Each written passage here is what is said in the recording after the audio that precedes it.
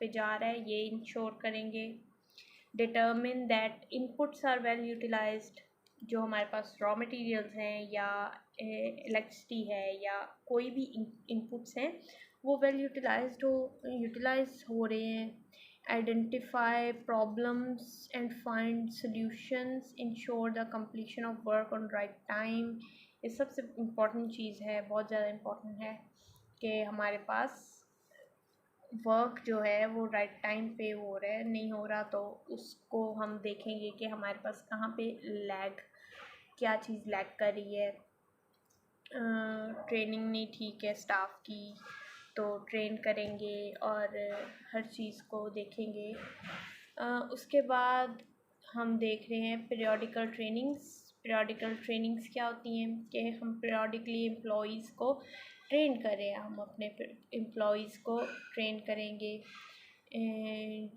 देखेंगे कि they are doing their jobs effectively और नॉट।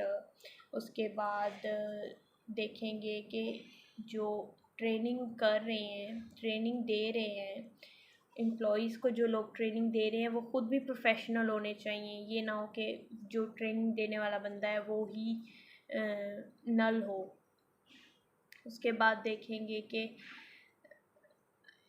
हमारे पास ट्रेनिंग पीरियोडिकल हो रही है या नहीं हो रही, यानी कि ऐसा नहीं है कि एक दफ़ा लाइफ टाइम में ट्रेनिंग दे दो और उसके बाद किसी को पूछो ही ना। रेगुलर ट्रेनिंग देनी चाहिए, ईयरली दे दो या हाफ ईयर दे दो। बीच में हर मंथ बाद एक मोटिवेशनल स्पीच दे दो, एक मोटिवेशनल गैदरिंग रख लो जिसमें एक्सपर्ट्स हों और वो स्टाफ को मोटिवेट करें, इस तरह की चीज़ों को इम्प्रूवमेंट के लिए बताएं, क्या इम्प्रूव कर सकते हैं क्या नहीं इम्प्रूव कर सकते। तो मोटिवेशन भी ज़रूरी है और ट्रेनिंग भी ज़रूरी है, तो हम यहाँ पे ये देखेंगे। उसके बाद हम देखते हैं quality review process. Quality review process क्या होता है? क्वालिटी रिव्यू प्रोसेस के अंदर सेल्फ असेसमेंट होती है, सेल्फ असेसमेंट।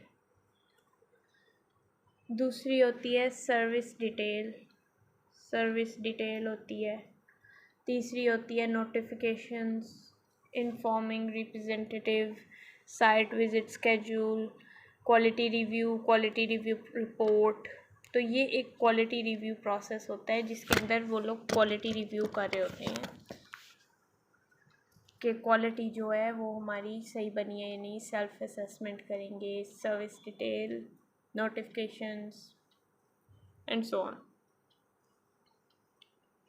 उसके बाद हम देख रहे हैं कि कैलिब्रेशन क्या होती है और कैलिब्रेशन की टाइप्स क्या होती हैं और ये क्यों ज़रूरी है। सबसे पहले तो कैलिब्रेशन ये होती है कि हमारे पास किसी भी चीज़ को मेजर करने के लिए, किसी भी एंटिटी को मेजर करने के लिए एक हमारे पास मेथड होता है, एक ग्रेजुएशंस वाला एक टूल होता है जिससे हम किसी भी एंटिटी को मेजर कर रहे हैं। तो उस मेजरिंग के दौरान कोई डिफेक्ट आ रहा है, यानी कि जैसे हमने 10 ml का एक बीकर लिया है और उसके अंदर हम मेजर कर रहे हैं और हमारे पास असल में हमने मेजर किया है 10 ml, लेकिन हमारे पास जो मेजरिंग आई है वो असल में 9 ml थी। उसकी वजह से डिफ़ेक्ट पैदा हो जाएगा। अब वो डिफ़ेक्ट डिफरेंट रीज़न्स की वजह से आ जाता है।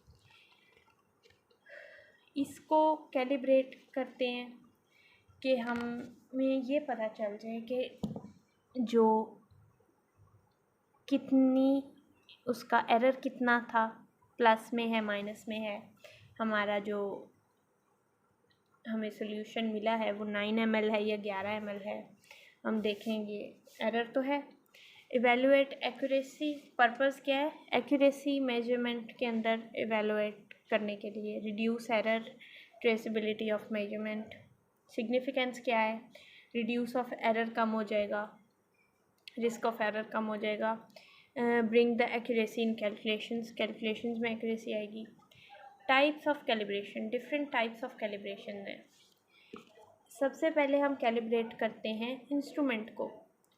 हमारे पास इंस्ट्रूमेंट है, कुछ भी है, लाइक बीकर है जिसमें हमने किसी सॉल्यूशन को कैलिब्रेट करना है, और वो बीकर है असल में उसके अंदर उसकी मैन्युफैक्चरिंग में प्रॉब्लम था, और वो बीकर असल में बना 10 ml की बजाय 11 ml का, और ग्रेजुएशन उसकी 10 ml की है कि 10 ml का बीकर है और असल में उसके अंदर 11 ml डल जाता है।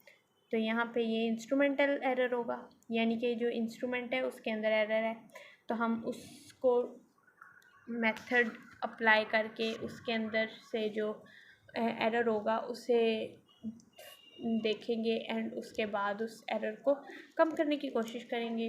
दूसरा है टेम्परेचर कैलिब्रेशन। टेम्परेचर थर्मामीटर के अंदर या किसी और थर्मल इक्विपमेंट के अंदर जो टेम्परेचर का एरर आ रहा होगा उसको कैलिब्रेट करेंगे तो वो टेम्परेचर कैलिब्रेशन हो जाएगी।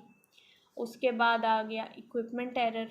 इक्विपमेंट एरर ये जैसे कि वेइंग बैलेंस हो गया हमारे पास, वो हमें गलत बता रहा है, तो हम जो उसके अंदर एरर है उसे मेजर करेंगे, वो इक्विपमेंट कैलिब्रेशन होगी। उसके बाद हम देखेंगे कि हमारे पास मैकेनिकल कैलिब्रेशन है। मैकेनिकल कैलिब्रेशन के अंदर जो मैकेनिकल डिवाइसेस होती हैं, लाइक स्केल्स होते हैं, स्क्रू गेजेस होते हैं, स्केल्स होते हैं, वर्नियर कैलिपर्स होते हैं, उनको देखेंगे, वो मैकेनिकल कैलिब्रेशन में आ जाती है। उसके अंदर जो एरर्स होंगे वो उनको हम ख़त्म करने की कोशिश करेंगे, तो वो मैकेनिकल एरर हो गया। इलेक्ट्रिकल एरर जो हमारे पास फ्रीक्वेंसी में चेंज आ रहा होता है या किसी और चीज़ में वोल्टेज ड्रॉप हो रही है, उसकी वजह से जो एरर्स आते हैं, रेजिस्टेंस पैदा हो रही है उसकी वजह से एरर आते हैं, उनको कैलिब्रेट करेंगे। फॉर एग्ज़ाम्पल क्लैंप मीटर या लूप टेस्टर्स। तो ये हैं few types of calibration. Calibrations को यहाँ तक देखेंगे और इन कैलिब्रेशंस को हम फिक्स करेंगे, एरर्स कम करेंगे, रिड्यूस करेंगे, और उसके बाद प्रोसेस हमारा कंप्लीट हो जाएगा।